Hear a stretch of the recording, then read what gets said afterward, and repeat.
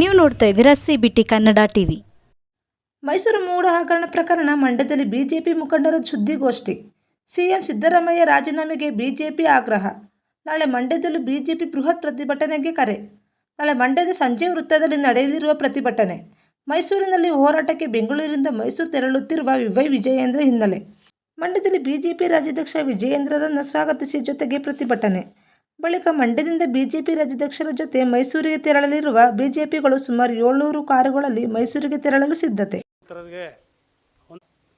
ಏನು 4,000ಕ್ಕೂ ಅಧಿಕ ಕೋಟಿ ಹಗರಣ ಏನು ಬಯಲಾಗಿದೆ. ಇದು ಒಂದು ವಾರದಿಂದ ನಡೀತಾನೇ ಇದೆ ಚರ್ಚೆಗಳು.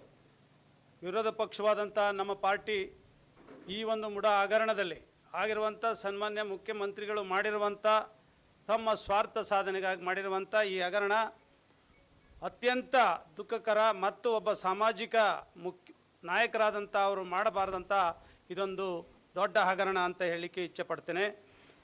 ಏಕೆ ಅಂತ ಅಂದರೆ ಸ್ವಾರ್ಥದಲ್ಲಿ ಸ್ವಾರ್ಥ ಇರ್ತದೆ ಪ್ರತಿಯೊಬ್ಬ ಮನುಷ್ಯನಿಗೆ. ಆದರೆ ಇಷ್ಟೊಂದು ಅತಿಯಾದ ಸ್ವಾರ್ಥ ಎಲ್ಲೂ ಇರಲಿಕ್ಕಾಗಲ್ಲ, ಇರಬಾರ್ದು.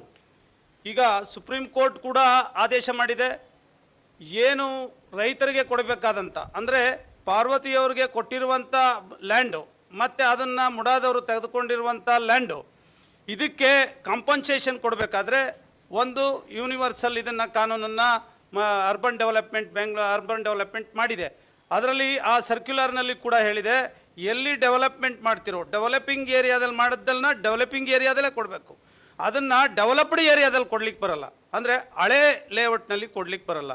ಈ ಒಂದು ಹಗರಣದಲ್ಲಿ ಸನ್ಮಾನ್ಯ ಮುಖ್ಯಮಂತ್ರಿಗಳು ಮತ್ತು ಅವರ ಪತ್ನಿಯವ್ರಿಗೆ ಕೊಟ್ಟಿರುವಂಥ ಒಂದು ಇದು ಕೆಸರೆ ಮತ್ತು ದೇವನೂರು ಲೇಔಟು ಡೆವಲಪಿಂಗ್ ಲೇಔಟು.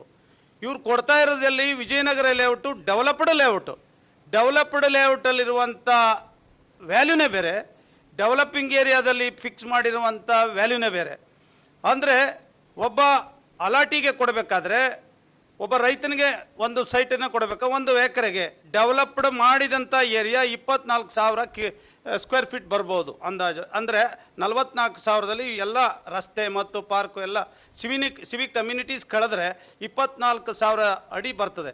24,000 ಅಡಿನಲ್ಲಿ ಒಂದು ಅವ್ರಿಗೆ ಕೊಡಬೇಕಾದ್ರೆ ಒಬ್ಬ ರೈತನಿಗೆ ಒಂದು ಸೈಟ್ 60-40 ಸೈಟ್ ಕೊಡಲಿಕ್ಕೆ ಇದೊಂದು ಕಾನೂನನ್ನು ಮಾಡಿದ್ದಾರೆ. ಆದರೆ ಇಲ್ಲಿ ಮುಖ್ಯಮಂತ್ರಿಗಳು 3 ಎಕರೆ 16 ಗುಂಟೆಗೆ ಇವರು ಡೆವಲಪ್ಡ್ ಏರಿಯಾದಲ್ಲಿ ತೆಗೆದುಕೊಂಡಿರುವಂಥ ಸೈಟ್ ಎಷ್ಟು 14 ಸೈಟ್ಗಳು. ಅಂದರೆ ಪ್ರಪೋರ್ಷನ್ ಎಷ್ಟಿದೆ ಅಂದರೆ 1:100% ಆಯಿತು. ಇದು ಸಾಮಾನ್ಯ ಜನಕ್ಕೊಂದು ಕಾನೂನು ಮತ್ತು ನಮ್ಮ ಸಾಮಾನ್ಯ ಜನಕ್ಕೊಂದು ಕಾನೂನು, ಮುಖ್ಯಮಂತ್ರಿಗಳೊಂದು ಕಾನೂನು. ಇದೇ ರೀತಿ ಸಹಸ್ರಾರು ಕೋಟಿ ಹಗರಣ, ಇದೇ ರೀತಿ ಅಲಾಟೆಡ್ ಆಗಿರುವಂಥ ಸೈಟ್ಗಳ ಹಗರಣ ಭಾರಿ ನಡೆದಿದೆ ಮುಡಾದಲ್ಲಿ. ಹಾಗಾಗಿ ಭಾರತೀಯ ಜನತಾ ಪಕ್ಷ ಮತ್ತು ರಾಜ್ಯಾಧ್ಯಕ್ಷರು ಈ ಒಂದು ಪ್ರತಿಭಟನೆಯನ್ನು ಮಾಡಲೇಬೇಕು ಅಂತೇಳಿ ರಾಜ್ಯಾದ್ಯಂತ ಮತ್ತು ಬೆಂಗಳೂರಿನಿಂದ ನಾಳೆ 12 ಗಂಟೆಗೆ ಮಂಡ್ಯಕ್ಕೆ ಬರ್ತದೆ. ಸಹಸ್ರಾರು ಕಾರುಗಳಲ್ಲಿ ಮಂಡ್ಯದಿಂದನೇ ಒಂದು 700 ಕಾರುಗಳು ಹೊರಡುವಂಥ ಒಂದು ವ್ಯವಸ್ಥೆ ಆಗಿದೆ. ಮಂಡ್ಯ ಸಂಜಯ್ ಸರ್ಕಲ್ನಲ್ಲಿ ಅವ್ರಿಗೆ ಒಂದು ರಿಸೀವ್ ಮಾಡುವಂಥ ಕಾರ್ಯಕ್ರಮ ಇರ್ತದೆ. ಮಾಡಿದ ತಕ್ಷಣ ಅಧ್ಯಕ್ಷರ ಜೊತೆಯಲ್ಲಿ ನಾವು ಇಡೀ ಜಿಲ್ಲೆನಲ್ಲಿ 700 ಕಾರುಗಳು ಅವ್ರ ಜೊತೆಗೆ ಆಗ್ತವೆ. ಮತ್ತು ಬೆಂಗಳೂರಿನಿಂದ ಮೈಸೂರುವರೆಗೂ ಕಾರುಗಳನ್ನು ಅಧ್ಯಕ್ಷರನ್ನು ಫಾಲೋ ಮಾಡುವಂಥ ಒಂದು ವ್ಯವಸ್ಥೆ. ರಾಮನಗರ ಜಿಲ್ಲೆನಲ್ಲೂ ಕೂಡ ವೆಹಿಕಲ್ಗಳು ಈ ಒಂದು ಪ್ರತಿಭಟನೆಯಲ್ಲಿ ಪಾಲ್ಗೊಳ್ತೇವೆ ನಮ್ಮ ಪಕ್ಷದ ವತಿಯಿಂದ. ಇದಲ್ಲದೆ ಮುಡಾ ಒಂದು ಇದಲ್ಲದೆ ವಾಲ್ಮೀಕಿ ನಿಗಮದ ತಮಗೆಲ್ಲ ಗೊತ್ತಿದೆ 187 ಕೋಟಿ ಹಗರಣ. ಅದರಲ್ಲಿ ಬಾರ್ಗಳು ಕೊಟ್ಟಿದ್ದಾರೆ, ಎಲ್ಲ ಕೊಟ್ಟಿದ್ದಾರೆ. ಇದಕ್ಕೆ ಡೈರೆಕ್ಟ್ ಇನ್ವಾಲ್ವ್ಮೆಂಟು ಸನ್ಮಾನ್ಯ ಮುಖ್ಯಮಂತ್ರಿಗಳೇ. ಖಜಾನೆಯಿಂದ ಯೂನಿಯನ್ ಬ್ಯಾಂಕ್ ಆಫ್ ಇಂಡಿಯಾಕ್ಕೆ ಹಣ ಹೋಗಬೇಕಾದ್ರೆ ಖಜಾನೆಯಲ್ಲಿ ಯಾರು ಚೀಫು ಕಸ್ಟೋಡಿಯನ್ ಯಾರು? ಅಡಿಷನಲ್ ಚೀಫ್ ಸೆಕ್ರೆಟರಿನೇ ಸೈನ್ ಮಾಡಿಕೊಟ್ಟ ಮೇಲೆ ಅಲ್ಲಿಗೆ ಯಾರು ಇನ್ವಾಲ್ವ್ಮೆಂಟ್ ಇದೆ?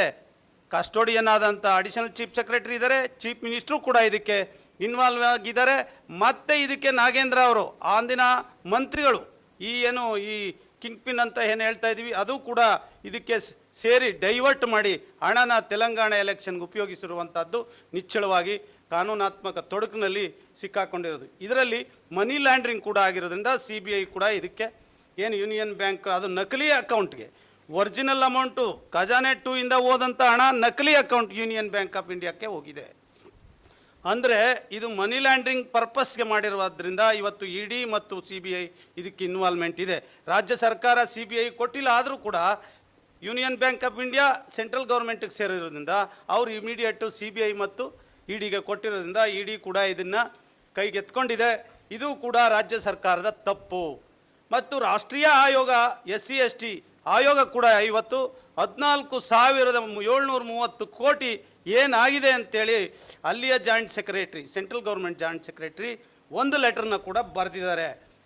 ಏನಾಗಿದೆ ಇದಕ್ಕೆ ನೀವು 7 ದಿನಗಳಲ್ಲಿ ಉತ್ತರ ಕೊಡಬೇಕು. SC ST ಡೆವಲಪ್ಮೆಂಟ್ಗೆ 14,730 ಕೋಟಿ ಹಣ ಏನಾಗಿದೆ ಇದನ್ನು 1 ವಾರದೊಳಗೆ ನೀವು ತಿಳಿಸಿ ಅಂತ ಕೂಡ ಒಂದು ಲೆಟರ್ ಬಂದಿದೆ. ಇದಕ್ಕೂ ಯಾವುದೂ ಇಲ್ಲ. ಇಷ್ಟೆಲ್ಲ SC ST ಹಣನ ಡೈವರ್ಟ್ ಮಾಡಿದಾರಲ್ಲ, ಮಾಡಿಬಿಟ್ಟು ಯಾರು ಕೊಡ್ತಾ ಇದ್ದಾರೆ? ಇವರು ಸ್ವಂತ ಇದಕ್ಕೆ ಉಪಯೋಗಿಸ್ತಾ ಇದ್ದಾರೆ. ಮತ್ತು ಇಡೀ ರಾಜ್ಯದ ವಕ್ಫ್ ಬೋರ್ಡ್ಗೆ 430 ಕೋಟಿ ಕಾಂಪೌಂಡ್ ಹಾಕ್ಲಿಕ್ಕೆ ಕೊಟ್ಟಿದ್ದಾರೆ. ಅಂದರೆ ಒಬ್ಬರ ಹಣನ ಕಿತ್ತು ಇನ್ನೊಬ್ಬರ ಅಕೌಂಟಿಗೆ ಕೊಡುವಂಥ, ಇನ್ನೊಂದು ವರ್ಗನ ತುಷ್ಟೀಕರಣ ಮಾಡುವಂಥ ಸರ್ಕಾರದ ಧೋರಣೆಯನ್ನು ಭಾರತೀಯ ಜನತಾ ಪಾರ್ಟಿ ಖಂಡಿಸ್ತದೆ ಅಂತ ಹೇಳಲಿಕ್ಕೆ ನಾನು ಇಚ್ಛೆ ಪಡ್ತೇನೆ.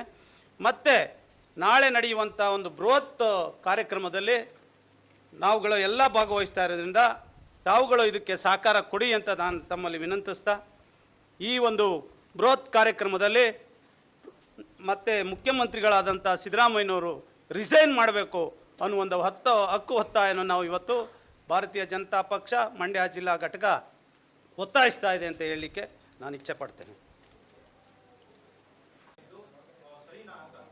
ಇಡಿ ಪ್ರವೇಶ ಮಾಡಲಿಕ್ಕೆ ಒಂದು ಕಾರಣ ಇದೆ. ಏನು ರಾಜ್ಯ ಸರ್ಕಾರದ ಇನ್ವಾಲ್ವ್ಮೆಂಟ್ ಇದ್ದದ್ದಕ್ಕೆ SIT ನೇಮಕ ಮಾಡಿದೆ. ಯೂನಿಯನ್ ಬ್ಯಾಂಕ್ಗೆ ಹಣ ಹೋಗಿದೆ. ಯೂನಿಯನ್ ಬ್ಯಾಂಕ್ಗಳು ರಿಸರ್ವ್ ಬ್ಯಾಂಕ್ ಆಫ್ ಇಂಡಿಯಾಕ್ಕೆ ಕಂಟ್ರೋಲ್ ಇರೋದ್ರಿಂದ ಸೆಂಟ್ರಲ್ ಗೌರ್ಮೆಂಟ್ಗೆ ಇಮಿಡಿಯೇಟ್ ಯೂನಿಯನ್ ಬ್ಯಾಂಕ್ ಅಧಿಕಾರಿಗಳೇನು ಮಾಡಿದ್ರು, ಇಲ್ಲಿ ಮಿಸ್ಅಪ್ರೋಪ್ರಿಯೇಷನ್ ಆಗಿದೆ, ಅವರು ಇಮಿಡಿಯೇಟ್ ಯಾರು ಬರೀಬೇಕು? ಸೆಂಟ್ರಲ್ ಗೌರ್ಮೆಂಟ್ ಅಥಾರಿಟಿ ಬರೀಬೇಕು. ಹಾಗಾಗಿ ಅವ್ರು ಏನು ಮಾಡಿದ್ರು, CBIಗೆ ಹ್ಯಾಂಡ್ ಓವರ್ ಮಾಡಿದ್ರು.